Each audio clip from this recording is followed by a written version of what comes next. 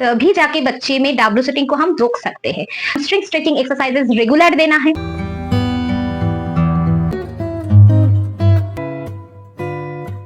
नमस्ते, welcome to my channel. आज का वीडियो का जो टॉपिक है वो है बच्चे में सिटिंग को कैसे बढ़ाए, सिटिंग टॉलरेंस कैसे बढ़ाए, सिटिंग की टाइमिंग को कैसे बढ़ाए एंड सिटिंग हुए पोजीशंस में बच्चा दोनों हाथों का बराबर इस्तेमाल करना कैसे सीख पाए, बच्चे में डब्ल्यू सिटिंग को कैसे रोकना है एंड उसके साथ साथ बच्चे में स्टैंडिंग को लाने के लिए कौन कौन सा एक्सरसाइजेस बहुत ही इंपॉर्टेंट होता है। थेरेपी सेंटर में जब मैं थेरेपी सेंटर में लेकर जाती थी तो मुझे कुछ कुछ एक्सरसाइज दिखाए थे जो घर पे करवाना पॉसिबल नहीं था। कुछ कुछ एक्सरसाइजेस है जो इक्विपमेंट की जरूरत होती है, तो वो सारे इक्विपमेंट्स हमारे घर पे रखना पॉसिबल नहीं होता है बहुत सारे पेरेंट्स के लिए। मेरे लिए भी ऐसा हुआ कि बहुत कुछ इक्विपमेंट्स जो घर पे रखना पॉसिबल नहीं है, लेकिन वो सारे एक्सरसाइजेस करवाना बहुत इंपॉर्टेंट है बच्चे का कोर मसल्स की ताकत बढ़ाने के लिए, बैलेंस को बढ़ाने के लिए। वेस्टिबुलर एंड बैलेंसिंग कुछ एक्सरसाइजेस होता है, कुछ रिच आउट एक्सरसाइजेस होता है, रिचिंग आउट एक्सरसाइज होता है जो बहुत ही इंपॉर्टेंट रहता है सेरिब्रल पॉल्सी, डाउन सिंड्रोम बच्चे के लिए, जो घर पे करवाना पॉसिबल नहीं होता है। मैं क्या किया था, जब 1.5 साल का उम्र था मेरे बच्चे का, तब से मैं मेरे बच्चे को पार्क में लेकर जाती थी। वो सारी जो एक्सरसाइजेस है वो हम पार्क में आसानी से करवा सकते हैं। बैलेंसिंग में इंप्रूवमेंट आएगा, वेस्टिबुलर इनपुट आप दे सकते हैं पार्क में लेकर जाके, ओटी एक्टिविटीज के अंदर भी वो आते हैं।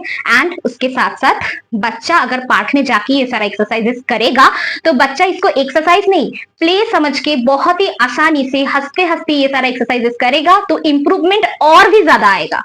जो बच्चा रोते हुए एक्सरसाइज करता है घर पे या थेरेपी सेंटर में जाके, अगर वो बहुत सारे बच्चे के बीच में देख देख के पार्क में जाके वो एक्सरसाइजेस आप करवाएंगे तो बच्चे का ना तो सिर्फ ग्रॉस मोटर में इंप्रूवमेंट आएगा, उसके साथ साथ social, language and communication skill में भी इंप्रूवमेंट आएगा।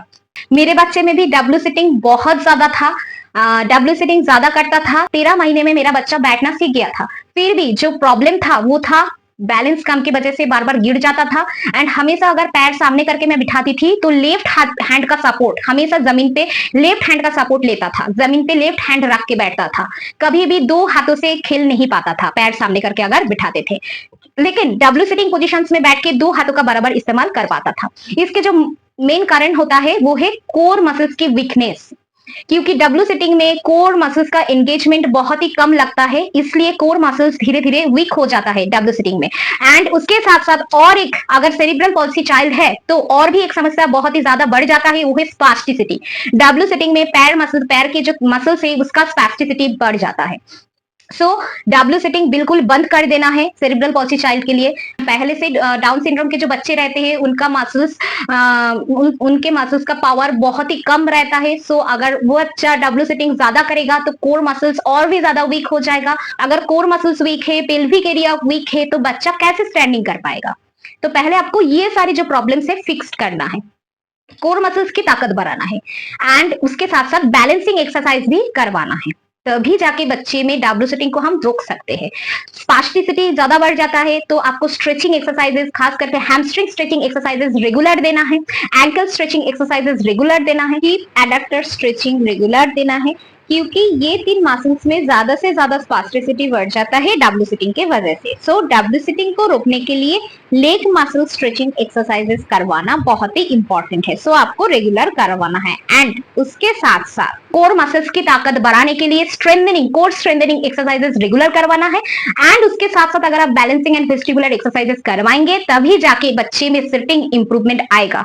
अभी भी 3 साल उम्र हो गया, अभी भी मैं ये सारी एक्सरसाइजेस, सारा एक्टिविटीज पार्क में लेकर जाके करवाती हूँ जो पॉसिबल है पार्क में करवाना। एंड मेरे बच्चा भी बहुत सारे दूसरे बच्चे को देख के और भी मोटिवेट होता है कि हाँ मुझे भी ऐसे खेलना है, करना है। तो इसके साथ साथ बच्चे में सोशल इंप्रूवमेंट भी आता है, लैंग्वेज एंड कम्युनिकेशन स्किल में भी बच्चे का इंप्रूवमेंट आता है। तो चलिए देखते हैं क्या वो एक्सरसाइजेस है, कुछ जनरल एक्सरसाइजेस है जो हम आसानी से करवा सकते हैं।